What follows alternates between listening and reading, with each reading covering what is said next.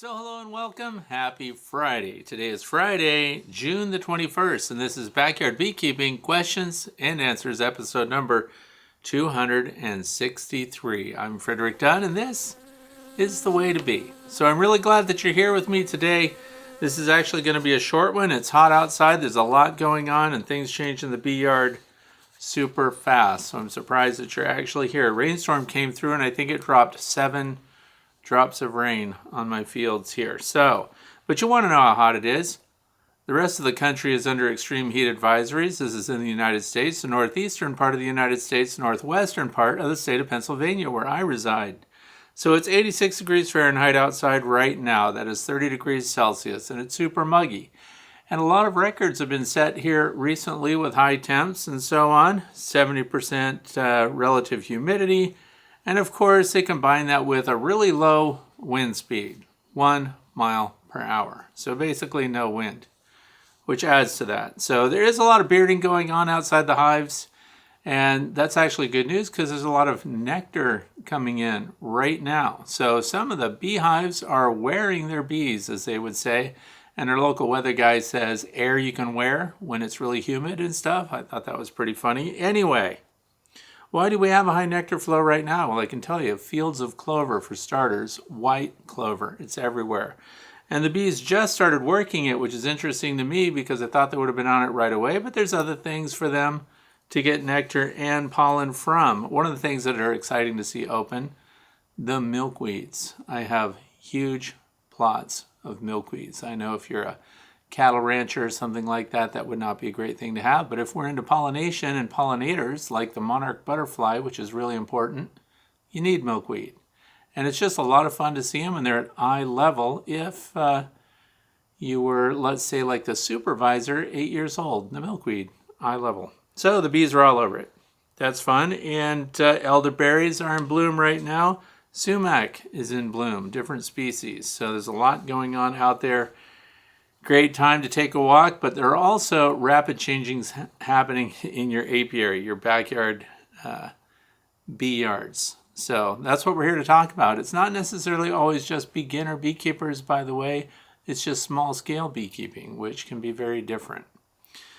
So anyway, news. Recently, I was out closing up my chicken coops at night, as I often do. It was 8:50 at night, so it was still just a little past sunset, which means there's plenty of daylight. And what do you think was going on? That's right. A bear was tearing down a suet feeder right in front of me as I came back to the house, which means it wasn't even aware that I was out there. Now, this is not an older bear, a huge bear. It's a good-sized bear, maybe 150, 160 pounds, something like that.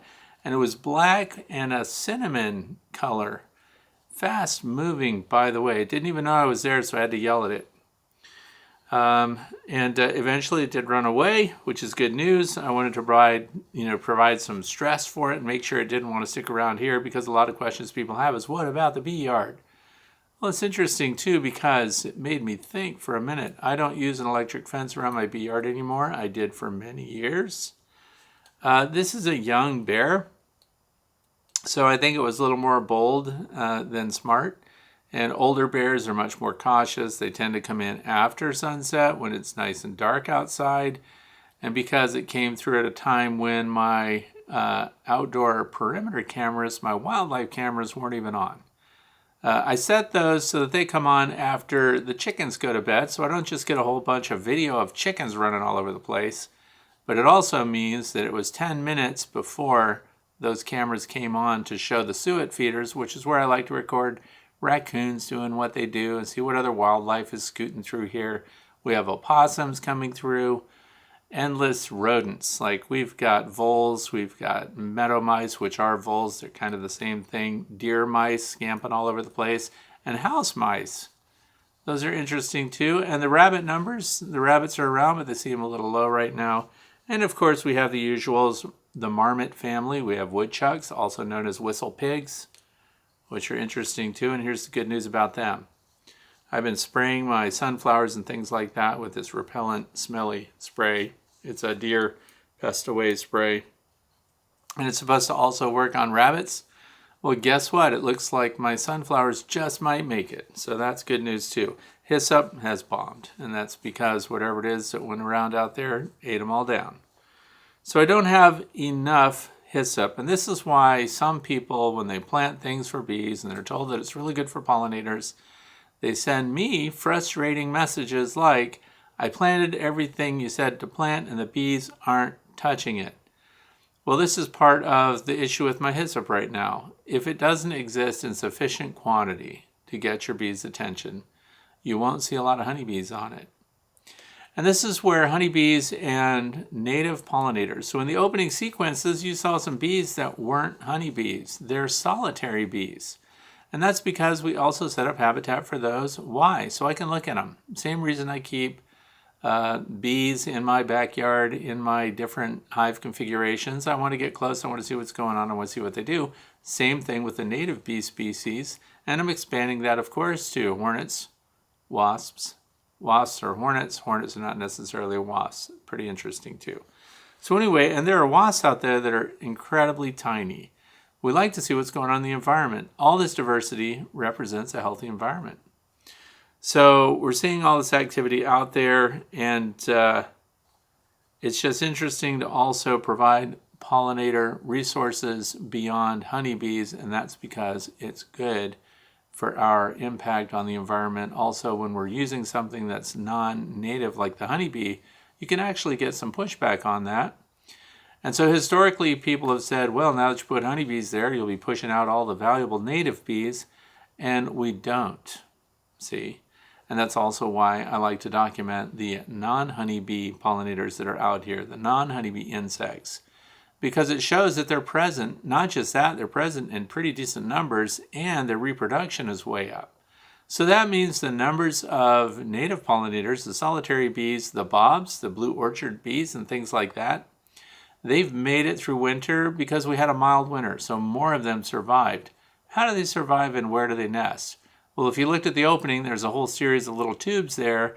They actually nest in the wild in leftovers. So in other words, don't cut down all of your Maximilian sunflowers and don't mow the fields after those things have turned brown and died out, because the stalks that are parts of those plants become habitat for your bees that have laid eggs going through winter. So we're supporting wildlife diversity and, of course, other pollinators. And we have seen monarchs flying around. I've not found the monarch caterpillars. And one of the ways I teach my kids, grandkids, to look for those is to look for the leaf damage on the milkweed to see what's going on. You may see a honeybee or two dangling from a milkweed flower, and it might be hanging by its foot, and you might wonder how it died. Some of those honeybees get tangled up in the flower of the milkweed, and they do get stuck, and they can't pull free. And a very small percentage of them do die out. But guess what the number one successful pollinator is in this area for the milkweed? Now we know that we've got butterflies and things like that that visit them. But if you notice, when milkweed, when you're looking at it, it's covered in flowers, hundreds of flowers. And then at the end of the year, how many pods were developed on that milkweed? Sometimes only 2 or 3. That means of all those flowers, only 2 or 3 of them had their pollen redistributed to another flower on that and then produced a pod. And guess what insect is doing the best job at doing that? The honeybee. So they are very, very interesting. I hope you go out and pay close attention. So we had the bear showed up, and also before we get into the questions, which, by the way, if you want to submit your own question, go to thewaytobee.org. You can also go to thewaytobee.com, same website, and there's a page called The Way to Bee, and there's a form for you to fill out. If you have a question right now that is burning a hole in your mind and you just can't sleep, go to The Way to Bee Fellowship. You can Google that, and you can ask your questions day or night. Why? Because there's someone always there. It's an international group, and it's free to join. So share pictures. You got concerns. If you wonder about something, it doesn't matter what your experience level is. You're welcome there. It's on Facebook. So I collected a swarm recently. A lot of people have collected swarms. Bees are out of hand, and they're spreading around. I used Swarm Commander to get a swarm of bees into a hive that wouldn't go in. Now, you should probably understand ahead of time that the way I hive my swarms, first of all, I don't need the bees, so it's time to play. And I also have a lot of time on my hands, according to other people.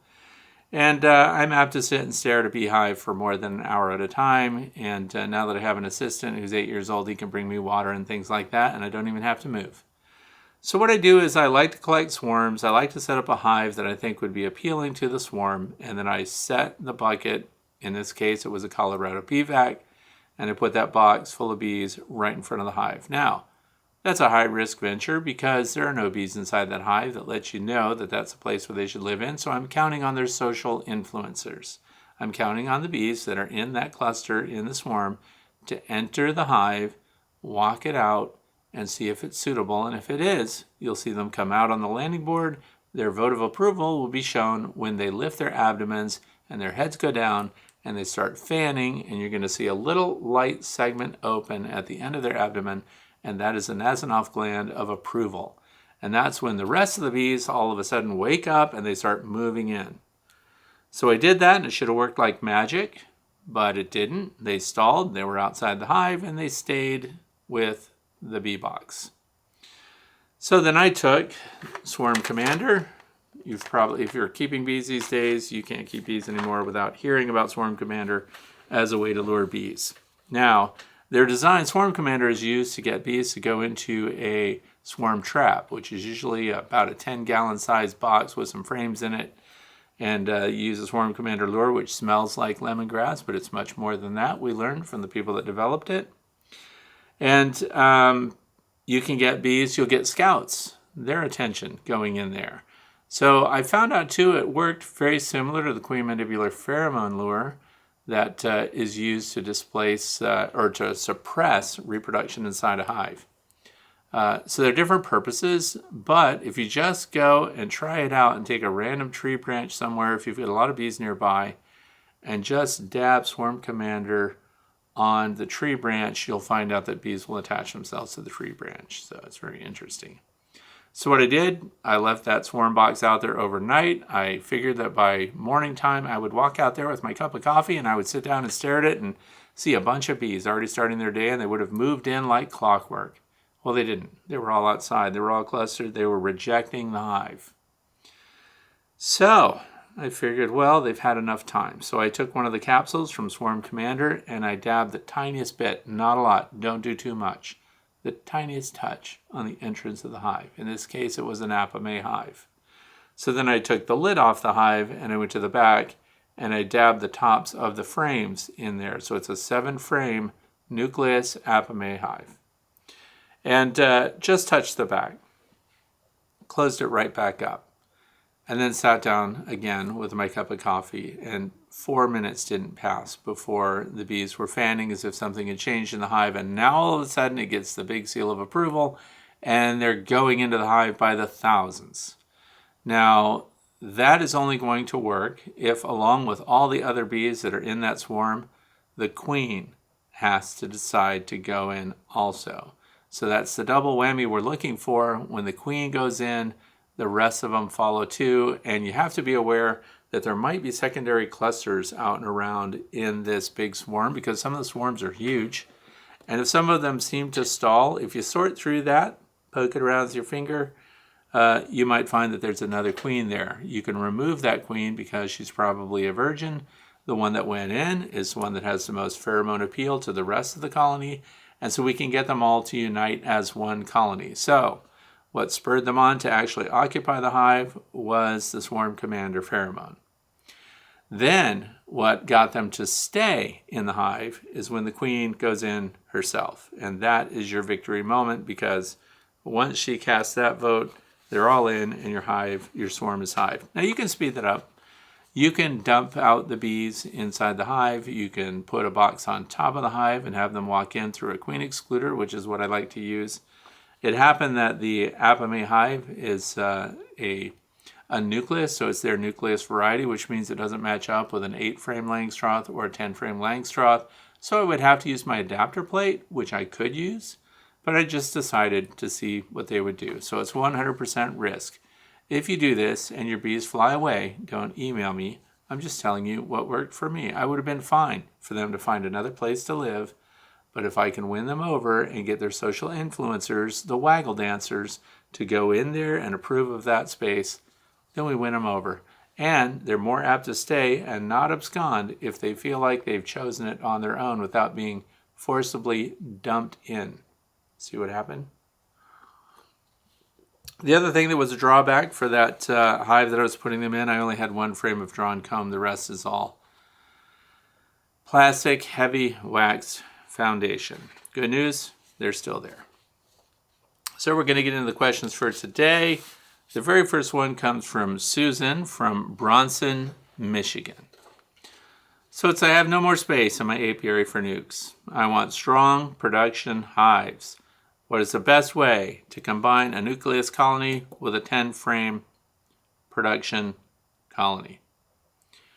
So we already described this in another recent Q&A, but because it's happening so often right now, combining a nuke with a 10-frame production colony. So this isn't just inserting it in that empty box. That's easy. We just take the frames out of the nuke and we put them in a 10-frame deep brood box, and there they are. The problem comes into play with most people wanting to have deep brood boxes, which I happen to choose myself. And then the upper boxes are medium supers. So if we're going to combine boxes, we have a deep box that we're combining with another deep, and that deep is already full. So now what do we do if we're going from nuke to the full-size deep, right? Well, now we have to get the bees out of the deep box that they're in, the nukes, because I also prefer the deep nuke boxes. So they're 5 frames each, 5 over 5 over 5. The Apame hives, by the way, are performing extremely well. They just happen to be much more expensive than standard wooden nucleus hive boxes. And so the way this question is written, I'm going to have to give 2 answers. One is to get them out of the box that they're in. So keep in mind that there's brood and everything else up there. So if we're combining them, we're choosing a queen, or we're going to let them choose a queen. So we have to get one of the queens out of there. So you would have to pick your top performing queen and remove her, and then put that box above a queen excluder and then the deep brood box down below. There are a lot of beekeepers that are commercial and so on that deal with thousands of hives that use single brood box management, and it's usually a 10-frame Langstroth deep. And so by getting the queen out of the top, we can, of course, put the queen excluder in, and then as there's any brood that emerges from those frames up there, they pass down through the queen excluder, and they're not hindered, right? So it's a way of making certain that we don't have some other queen that we've missed that might still be up there, because if we find eggs up there, very good chance you have another queen that you missed. So now if the question really was, how do I just shift boxes from a nucleus hive to a 10-frame deep, that's a simple transfer of all the frames, keeping them in the same order that they are in the nucleus hive, and hopefully putting that box. So you take your nucleus hive, you set it on a stand to the side, you set on your bottom board, then you put on your deep brood box, and center all of those frames that are in the nucleus hive. And if you've got 2 levels, so maybe you've got a double nuke or a triple nuke, so now if it's a 5 over 5, now we fill the 10-frame box right then. So bunch all of your largest brood frames together, those that have the most brood on them, to the center, and then taper that off to the outer positions. Then of course that's 10, 5 over 5, and then if you still have more left over, that's when we're going to have to empty out that other super in favor of whichever frames have the most brood. So the other thing was, people were asking over this past week, because realized the last video that I made was another Q&A last Friday, so am I going to make other videos that show actual bees doing real bee things? Yes, I am, because now I finally have the time to do it. And I have to tell you, I wasn't super excited to go out and make a video anyway last week, because all we did was sweat all day while we were outside. But this coming week is going to be cooler, so look for more topic-specific videos coming up this week. So yeah, that's going to happen. And if I didn't adequately answer that question, please post a little more information about what specifically you want to know. But this is something that comes along often enough. It's on my list for videos that we'll be making in the coming weeks. Speaking of the coming weeks, next Friday is the last Friday of the month already. I know that should catch some of you off guard. The month is scooting right along. And that means for here it will be a live Q&A. So 4 to 5 p.m. Eastern Standard Time, United States, next Friday, live Q&A. So mark your calendar, set your alarm on your watch or your smartphone or whatever, and join us and ask the questions and talk about whatever's on your mind. And you're more than free to just talk to one another over in the comment section. So next Friday, that's what's going on. So question number 2 comes from David from Baldwin, Missouri. I know exactly where Baldwin, Missouri is. It's right near Kirkwood, where I'm from. So anyway, it says 2.5 months ago, I moved my 2022 queen into the horizontal hive I built from your plans. Starting with about 3 brood frames, the hive is now 35 frames full and extremely productive. The brood area spans 10 frames easily compared to my vertical hives. This horizontal hive is bearding beyond my experience. All of my hives are shaded and in the woods. Temps are reaching mid-90s midday. Humidity is not bad. Any ideas on what to do if needed? And I know that for a lot of new beekeepers, although David's been keeping bees since 2022, so plenty of time under his belt here. When we get the high humidity and high temps like this, a lot of people had this question at our bee breakfast this last Wednesday too. Lots of bearding, lots of numbers on the outside of the hive. That is not something to be alarmed about. Those bees, when they're bearding, and this is something that I walked around to look to see which hive configurations seem to have the most bearding, and then my wife pointed out that I might be wasting my time because the populations in some of these hives may not match. Therefore, the configuration of the hive alone would not be enough to say why they are or are not bearding. So that's true. So depending on the population of the hive, and listen to that, the description, how many frames of brood are in there. So that's like a single deep brood box, wall-to-wall brood, right? So 10 frame Langstroth, and this happens to be a long lang, but there's 10 frames of brood, even though all the other frames are full. All the other frames being full creates a lot of congestion in there, and I understand that. I took my cues from people that have been doing cutouts for many years that find these enormous hives in what you and I would consider to be very stifling conditions. Inside structures without insulation, and I don't know whether they're southern exposures, but by southern exposure I mean deep south United States, high humidity. And so they can get along very well in there. They can move the air around just fine. We think of how it would feel to us if we were in there. Well, we'd be dead because based on Dr. Thomas Seeley's research, the CO2 levels inside some of these hives would be so high that it would knock us out. So we would not survive, but the bees do. So the bearding is, you've got this huge population of bees that are ready to forage that move outside the hive and they collect all over the front. If you have, and I hope you do, hive visors. So that means any projection that sticks out away from the hive that provides shade for your bees, because keep in mind we're entering the hottest time of the year, and the sun midday is straight above your hives. So if you can put some kind of awning on the hive, if you might even make it out of the core flute plastic or whatever and just put that on there. The ones that I make for mine are made out of wood. Some of them are made out of cedar. It's a lightweight wood. And so it provides shade. And I noticed that when they beard up under. So it actually isn't much of a beard. I think it looks, it's above the entrance. Bearding is generally at the entrance and hanging under the hive. But the bees cluster wherever the shade is. That's why they normally cluster under the hive if you don't have an awning over the front of it. Or if you haven't been able, for example, to extend the cover of your hive. So this is something else that I just thought of while I'm answering this. There's a guy named Vino Farm, depending on if you're doing the Italian version, vino is wine. So Vino Farm had put, I personally didn't like it because I thought wind would blow these things around, but it's the core flute. He just put these big pieces of core flute, the plastic, like the campaign signs that I'm sure will be everywhere where you live eventually. He puts those on top of his hive, they extend out over, and he uses bricks to hold them down. So midday, that just created a big shaded area on the front. So that's not a hive visor, which mounts to the front for year-round. Because if we get really high winds, like we had a storm that came through that was hitting 60-mile-an-hour winds, I would be concerned just having those held on with bricks, and that creates what we call sail area.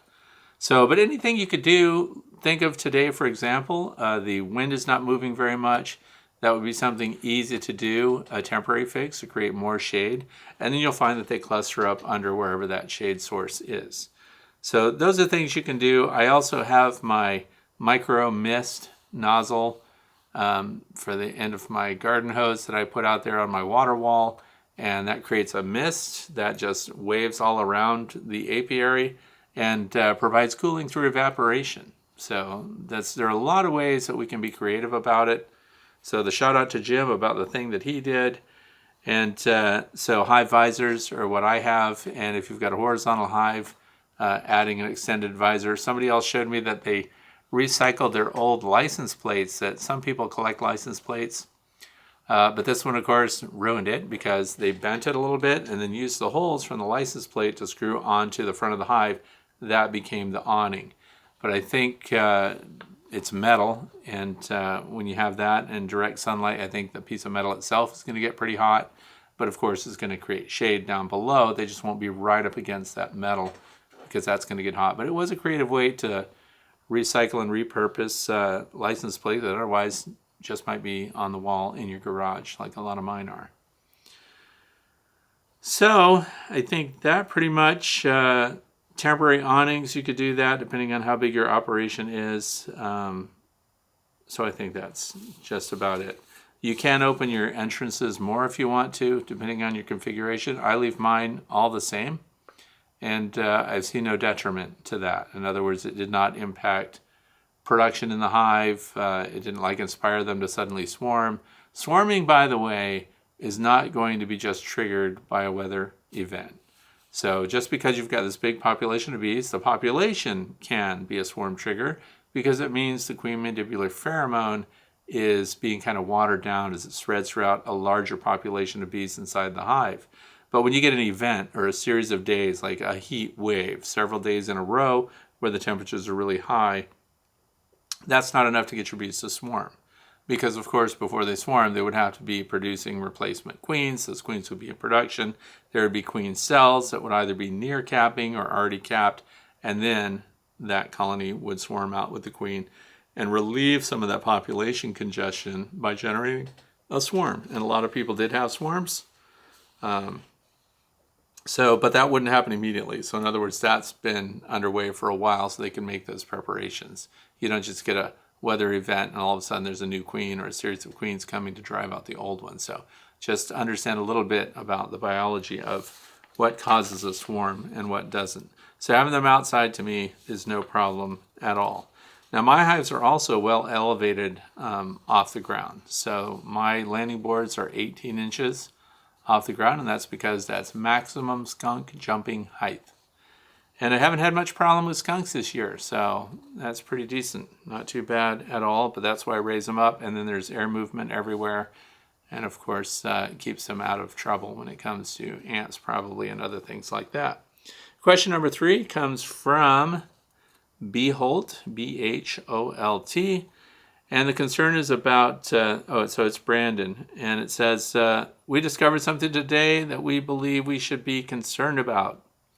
We know a little about deformed wing virus, and we think we found a bee with it. Now, this is a new package of Saskatraz bees installed this past April. We treated the bees 8 days after the queen was released in her cage with oxalic acid vaporization. So I want to pause there. That's a very good practice when you get a package in from somewhere else, or even if you've brought in a swarm, as so many of you are bringing in these days. When you hive them up, please do, unless you're absolutely flat-footed against any treatments, please consider using oxalic acid vaporization, because this is your opportunity to knock out almost every Varroa destructor mite in that swarm or in the package. That's all I'm going to say. If you're thinking about treating for mites, that is a fantastic opportunity to do it. Okay. Back to Brandon. It says, so we watched this being flown out of the hive one by one, her sisters, and released onto the ground in front of the hive. Immediately I went over to observe the condition of the bee and noticed the wings. Bottled it up, and took some pictures. So the pictures were included in the email to me, and it is deformed wing virus. If you're looking at your bees and you want to know what deformed wing virus looks like, I'm going to take a pause here too and promote a field guide by Penn State, and it is called Honeybees and Their Maladies. This shows ailments like that and also talks about cause and effect and things that you should be concerned about. But get that book, and it is, the website is this, extension.psu.edu. So extension.psu.edu, and then you get honeybees and their maladies. So have your club, by the way, I'm going to pause on that too. If your bee club can buy, 50 of them or something like that, you get a case of them, and it's much less expensive. And then, of course, all the money goes to Penn State. I get nothing, so I'm just recommending it to you. So anyway, I've since taken a look at the other dead bees around and don't see any more with wing issues, nor have we seen them taking any others out with this issue. We haven't treated since the initial treatment. We haven't tested the bees for mites yet, thinking that we should wait. And I agree. Why test right now? Because we did that part before they got into the cappings and in the stage of the pupa development, which would, of course, protect mites on the reproductive pupa and protect them from that oxalic acid treatment. So treating them before that happens is very important. So here's what I want to do is unring the alarm bell, because deformed wing virus is around. Now, it is very common that the Varroa destructor mite is one of the carriers of deformed wing virus, but not the only source of that virus. So the other thing is bees that are generally very healthy and doing extremely well seem to be pretty resistant. And one of the reasons it doesn't, sometimes you'll see drones with deformed wing virus and people get alarmed, oh no, it's going to spread those genetics and everything. Well, a drone, which is the male bee with deformed wings, he's not flying anywhere. He's not mating with anybody. He just isn't making it. So the other thing is this virus can spread bee to bee on flowers that are visited by multiple pollinators, so including native bees. And this is one of the areas where some of the purists get a little angsty about the honeybee keepers, because if we do have viruses like this, or we do have unhealthy bees that are spreading viruses onto plants that are visited by bumblebees as well as honeybees, bumblebees can contract and then, of course, later display the deformed wing virus in their offspring. So it's very interesting. I've also found it in wasps before, because I dissect wasp nests and I look at their conditions, and I've found wasps with deformed wing virus as well. So it does spread around. It is not only from the deformed wing or from the Varroa destructor mite.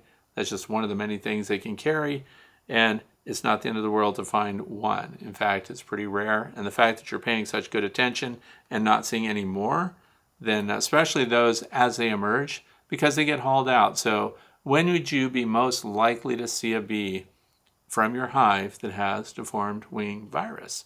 Well, one could be during inspections of your brood frames, but I highly recommend, as I often do, get out there at sunrise with your first cup of coffee and look at what's on the landing board. And the reason I say that is an hour later, when it's 8 o'clock or 9 a.m., and you go, the landing boards look much different. Because overnight, when they can't fly because it's too dark, they are using undertaker bees to drag out their dead, and they park them often right on the landing board. And so when they park these dead bees and these developing, because sometimes, remember, they're also uncapping and pulling out if these are hygienic bees. And if there's something wrong with the bees that are under the caps, and this happens a lot with drones, they'll uncap them, pull them out, drag them out there, and leave them on the landing board. So they're still pale, creamy colored. Some of them are in the purple eye phase.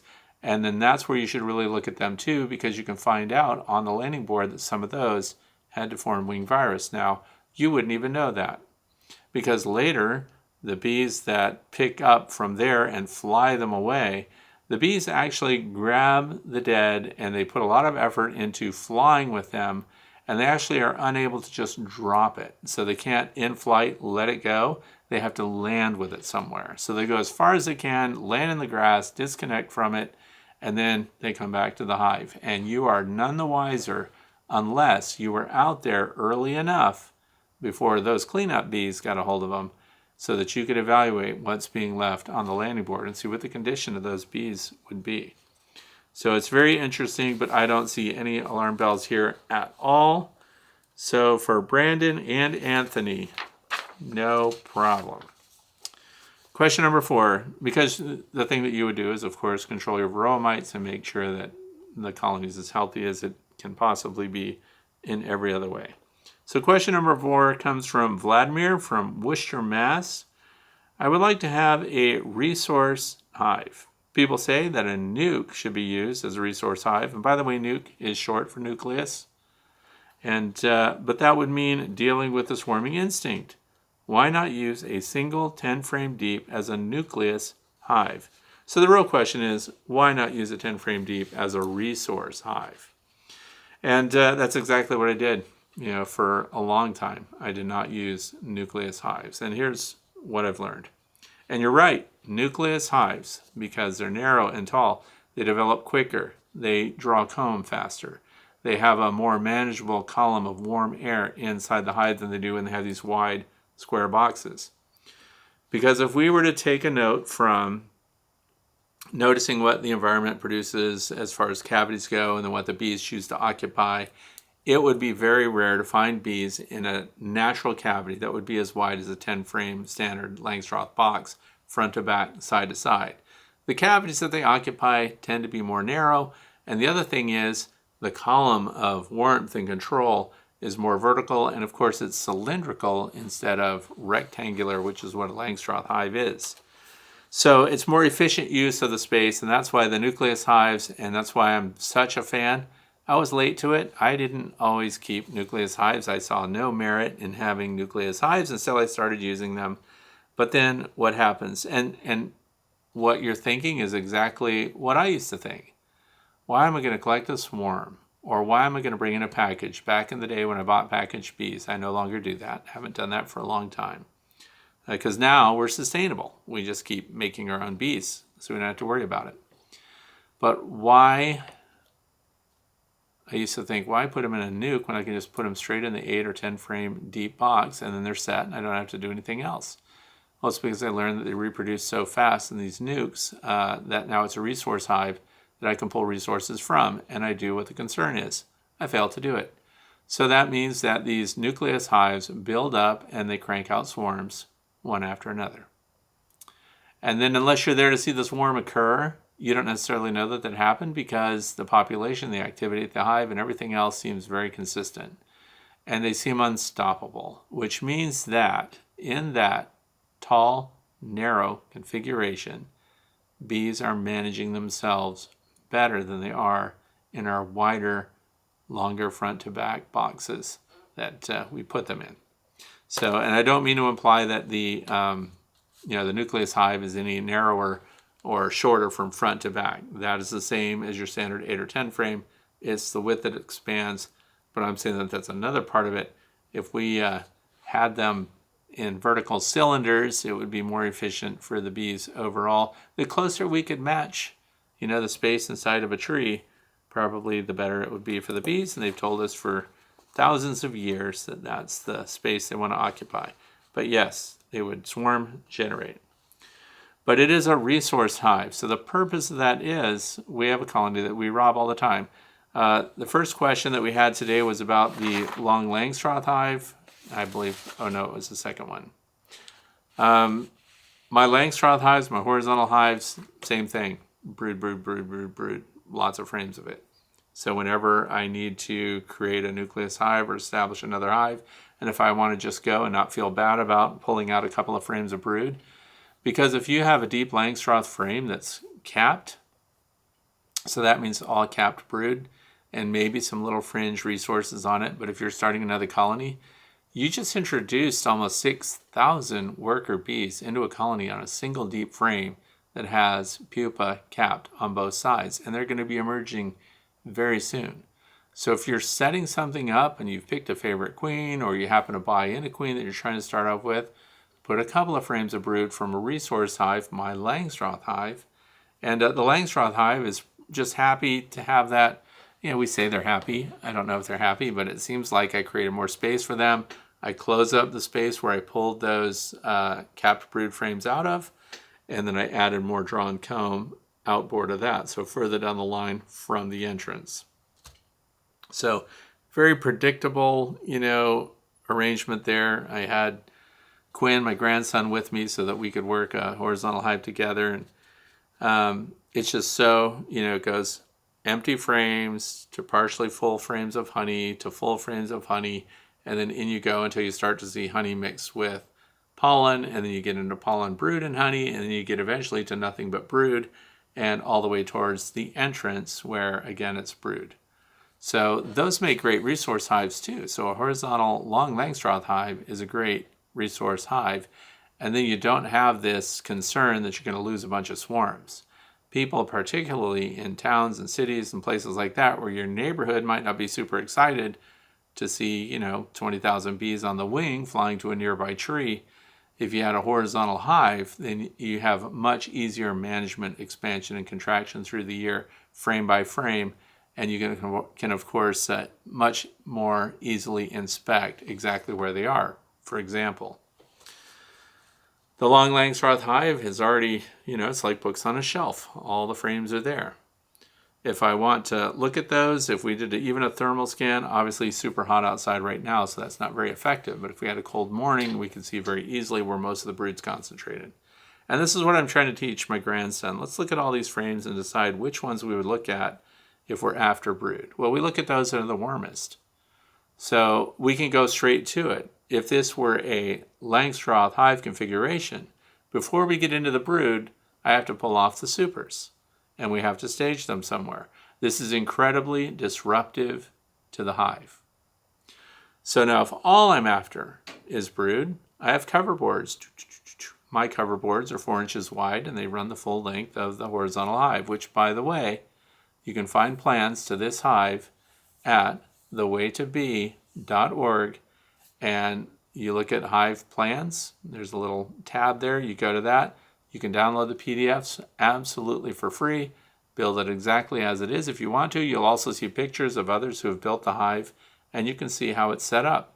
It's a static hive. It doesn't have to be moved anywhere. Too heavy to be moved around by one person. Now, we'll get back to the discussion where all I have to do is find the brood, uncover the cover boards that are right there. So guess what else happens? The bees are very calm. When you keep the frames that you are not directly dealing with or interacting with, when you keep them covered with cover boards, the colony remains very calm. What happens when we go to the brood box on a standard Langstroth hive? We uncover the entire thing all at once. So that gets a response from the bees, which requires us to smoke them and keep them calm and keep them down. And if it's a really hot day, we can, of course, spritz them a little bit with sugar syrup with a little honeybee healthy in it, and we can occupy them that way. And as I mentioned at our bee breakfast on Wednesday, I like to spritz the guard bees with sugar syrup, 1-to-1, with honeybee healthy in it. And it turns the guard bees into temporary candy for the rest of the bees because they jump all over them and they're cleaning them up and they don't have time to come after you. So it's in place of smoke. And then we just pull the frames we want, slide the other frames in, and we're only moving the 4-inch boards that are directly over the frames as we move them. And of course, when we do that, if we pull it out of the middle, which is what happened, now we have to go through and push all the frames down the line right back in to fill the space that we just removed the frames and created. So it's very easy to do. It's very relaxing to do. You have a platform in front of you that you can hold frames up on, tilt them against the back. It is the easiest beekeeping there is. Someone recently asked me, do they produce as much honey as the other hives do? They definitely produce a lot of brood. I don't know that the honey is more or less than the vertical hives. And because I'm not a honey counter and I don't, honey is not a big market thing for me, so I don't like measure my success with honey or a hive success by the amount of honey that they make. I know that these colonies are sustainable, that they're very healthy. And when I say it's sustainable, I mean that I've not had them not replace a queen and then had to intervene by introducing a new queen or something like that, that they are very healthy colonies. So, and easy to manage. And that's in my future. You know, there'll come a time when I cannot or I'm not going to be interested in lifting off big boxes, and horizontal hives are going to be what I'm looking at. And then, of course, now we get into, there's a top bar hive, which is horizontal. There's the Layens hive, which is horizontal. And then there's the long Langstroth hive, which is the horizontal as well. And the number one colony that my wife and I both agree, and of course my supervisor, the 8-year-old, all agrees, the Langstroth. Long Langstroth is our preferred hive to work and to keep our bees in, and of course to pull frames from and everything else. So if I had my choice of all the horizontal hives out there right now, as it is, the long Langstroth configuration is by far my favorite. Okay, so that's it on the nuke resource hive question. And next comes from Mike. And it says, I wonder what I did wrong. I bought one already built Betterbee comb frame and replaced a plastic foundation frame that was not built yet in my very first colony. I put it in slot number 4 near the center of the box. 2 weeks later, my bees had built out the frames around the BetterComb, but no nectar, pollen, or brood in the BetterComb. 0. I was hoping I'd have brood, but no cigar. Any suggestions? All right. I've done a lot of videos showing BetterComb. It comes from Betterbee, and if you look at the thumbnail from today's video, it is BetterComb, which is sold in Hungary under the name Hexacell. So this is what it is, and why on earth do I have a Q-tip sticking out of the front of this BetterComb insert? First of all, you should know I put these in myself. So in other words, I bought the kit from Betterbee because I knew I'd be using a lot of this when it first came out. And I wire these myself. So if you look at the edge here, there's a little metal grommet that goes in there. And so they sell you a kit for 100 hives, right? For 100 frames. I'm sorry, not 100 hives. But 100 frames, you get a kit, you wire them yourselves, and then everything will be nice and tight. Then you buy the BetterComb, as in this case, it's a medium for a medium super. And you also, the most common one for me is to use it for deeps. And so you get the BetterComb in a box, and there's, you know, a piece of paper between each comb so they don't merge together and stuff like that. But one of the issues that I've been told, this hasn't happened to me, so I'm just sharing information that others told me, that when they had Betterbee install this BetterComb for them, so they bought these complete, that's in some cases the comb was installed upside down. And some people don't realize that BetterComb and even the cells on the frames in your hive are at an angle. And you'll hear a bunch of different degrees referencing that angle. 13 degrees is pretty standard. But so what I did is I took a Q-tip, and this is what I want you to do if you have BetterComb and you want to find out if it was put in right side up. The Q-tip, when you put it in the cell and then center it in the cell, so if you look at that up close, it should have an up angle. If the person at Betterbee that was putting these together, and I'm not saying that they did, but this comment has come up several times where people found this problem. If you, for example, put it in there and you put a Q-tip in there and you see that that Q-tip angle is down instead of up, when this is the top bar of the frame, your bees are far less likely to use it. The comb has to be angled up. The other thing I have to say is, if you have received comb from Betterbee, BetterComb, and it was already framed and already put together for you, and you found that it was installed upside down, please let them know that one of their people maybe doesn't understand how the comb should go. It comes with instructions. It's very clear. So that's another thing to look at if you've got BetterComb and you find that your bees are not using it, because they did the part that we see most often. They do such a good job at closing up all the edges. In fact, BetterComb, when it's in a frame, gets sealed completely around. And it works extremely well. So I have a lot of videos. If you'd like to see more about it, you've never heard of it maybe, if you go to my YouTube channel, and then the top right of the YouTube channel, you'll see a little magnifying glass there and a space for you to type in your search. Just type in BetterComb, BetterComb, and you'll see a list of videos on my YouTube channel that cover how to install it, because I demonstrate that step by step. And I also cover carefully these angles, and you can also see whether or not the bees will use that for brood and all the other things that they do inside the hive, which includes storing pollen, honey, and everything else. So that's all in there, and they do use it. My first question, when somebody says they're just not using it, but they're using other comb nearby, if that comb is older, they're going to use that first. Of course, this is new comb, and the real reason that I recommend people use BetterComb is if you've got a colony of bees that's struggling, that is just getting started, and you just want to put a couple of frames in there to get them rolling. It's very expensive. So if you want to put it in a couple of frames to get them going, and also as a guide, put foundationless between them, or put your heavily waxed plastic foundation in between them. It does give your newly installed swarm. Late season swarms, for example, are where I use that a lot, and it just gives them a big jump on that game. So mine have always worked. So that's all I can suggest to check that out. You can get them to work it maybe a little more, spray some sugar syrup in there, something like that, and see if we can get them to work it a little better.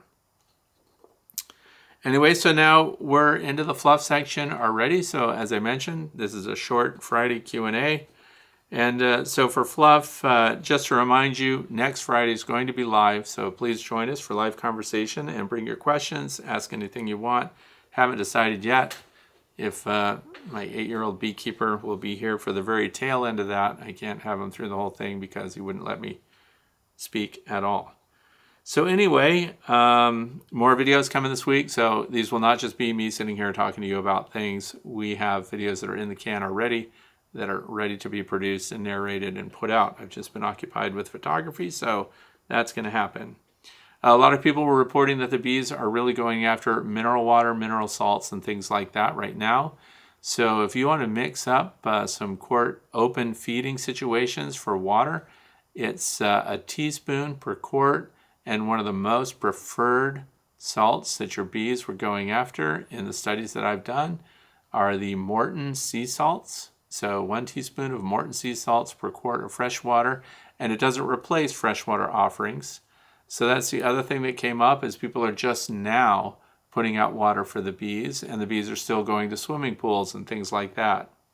So we'll backtrack a little bit. It's too late, to start as we should have in the spring, but I always have the water source for the bees consistent throughout the year, and we start it in spring. So as long as the bees are finding the resources they need in a predictable location, and it's always there, it's constant, it's never dried up, they won't necessarily go out and forage for water in other places. So fresh water, always available, and water with added salts and minerals might keep them out of some other trouble there when it comes to farms and things like that after the rain, where you don't want to see your bees getting a bunch of water out of cow pies and things like that. So, and the Morton sea salts, we've done those studies too. So honeybees need salt is the name of the video, and you can see exactly how we arrived at which one was best for them.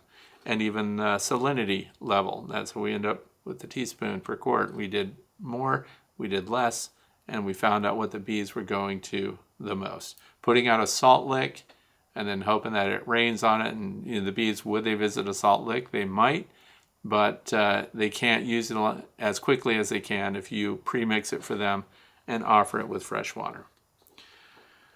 So the other thing is dead outs. Some people have, it's not unusual to lose your bees mid-season. If you've lost your queen in the spring during swarming and they generated a new queen and she was supposed to fly out and mate and she didn't make it back. This year I learned a lot of wasp queens, yellow jackets, and European hornet queens don't make it back to their nests.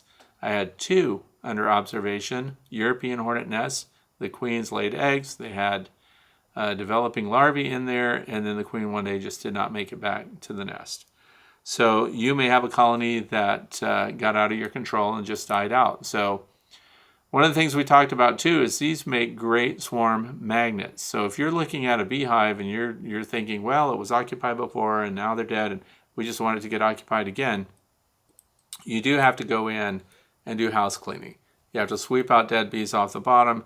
You have to take a look at the brood frames that are left over. And I do highly recommend that you wash out any leftover pollen that's stored in there too.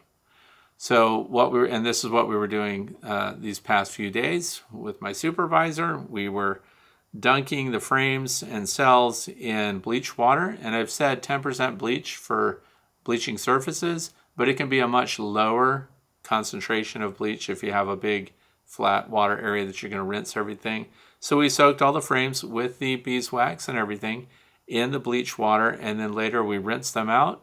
And I also showed him how to lay out 100 feet of garden hose in the sun, and then that produced nice hot water, roughly 125 degree water, just from a dark hose being exposed to sun and letting the water come through it in just a fine spritz. And now we rinsed out all of the cells on this open comb. So once you rinse that out, air dry it. You don't have to do anything after that. Rinse it with fresh water if you want to, and it will still smell like, as he says, a swimming pool. When you put that in the beehives, you'll find that the bees start using them right away. If it's full of dead bees, old material that's in those cells, like the pollen that they stored and things like that, rinsing that out will encourage bees to use those frames again. Beeswax is extremely valuable to your bees, so get that back in there. If you don't clean them out, you'll find that you will not easily get a swarm to move in. And then don't forget to touch the tops of those frames with Swarm Commander if you're trying to encourage scouts from future swarms to check out that hive and reoccupy it for you. So combining weak colonies, so there's the thing too, your other option, if you've got a colony that's dwindling, queenless, hopelessly queenless, combine them with a stronger colony and just salvage the bees. We're coming up on the end of June. For a lot of areas, there isn't a lot of time to build a colony from scratch now, so you can actually combine weaker colonies, go with the location of the one that has the best queen, and then you'll build their numbers, and that will allow you then to take advantage of the upcoming nectar flows that are going to happen in my neck of the woods starting in August. So we'll get really big nectar flows then. What else? Observe temperature restrictions. A lot of people are thinking about using organic treatments for their bees to control the varroa destructor mites. You definitely want to get your varroa destructor mites under control before the next season nectar flow comes around. And if you're using Formic Pro, do not take lightly the limitations regarding temperatures. High temperature, Formic Pro, put in a hive, you will end up with a lot of dead bees and potentially a dead queen. So really stick to temperature restrictions on that. Follow all the instructions on all the labels of the stuff that you're using. So the other thing is a lot of people are putting out surveys this time of year. It's great to respond, and you can stay anonymous and help people understand what the trends are. I'm wearing a shirt from the Be Informed Partnership. These surveys have been absorbed by other universities and stuff. So Penn State, in this case, is doing surveys. Please log in and report what you do. Are you a natural beekeeper, treatment-free? Do you treat through the year? What kind of stock do you use? And what's your management style? And then ultimately, we'll learn from that what the best practices should be for beekeepers in your neck of the woods. Because regional beekeeping practices are very important. What goes on in the desert southwest of the United States might not necessarily be very good for people that are keeping bees where I am in the northeastern part of the United States. So that kind of data collection is very important. And if you've done multiple surveys with multiple places, it doesn't hurt you to keep providing that information. The more we know, the better we'll go with our bees. So the other thing was, we mentioned before, the Keeper's Hive had that Indiegogo campaign. And if you don't know what the Keeper's Hive is, just Google it, the Keeper's Hive. You can also go to my website or my YouTube channel, Frederick Dunn, and type it into the search there, the Keeper's Hive, and see an interview with the owner. I have mine out in the apiary right now, and it's another method that is supposed to help you not have to lift off your hives. So the campaign, they met their goal on Indiegogo, by the way, and I think that campaign is still going. So if you want to look up the Keeper's Hive Indiegogo fundraiser, look and see what the offerings are. So since I already have the single one, which is nukes on top of an 8-frame box, I decided to experiment. So I invested my own money and bought the double queen Keeper's Hive setup. So what that is, it looks like it's 2 Langstroth 10-frame deep boxes, and then they're angled roofs going up, and they share a center, which of course there'll be queen excluders below that, and then there'll be a center column that will be for honey production. So what we have then will be double the foragers from 2 colonies of brood, and then we'll be providing one, of course, honey super stack in the center. And what do you think I'm going to put on there? I'm going to start off with a medium super of honey, of course, and then on top of that, I'm going to put a flow super. So I'm going to see if I can't create a super flow super off of the Keeper's Hive 2 queen system. So that's the one I bought. If you're wondering which one I invested in, that's how I did it, but they met their goal. Good news. So innovation pays off, and it's working out just fine.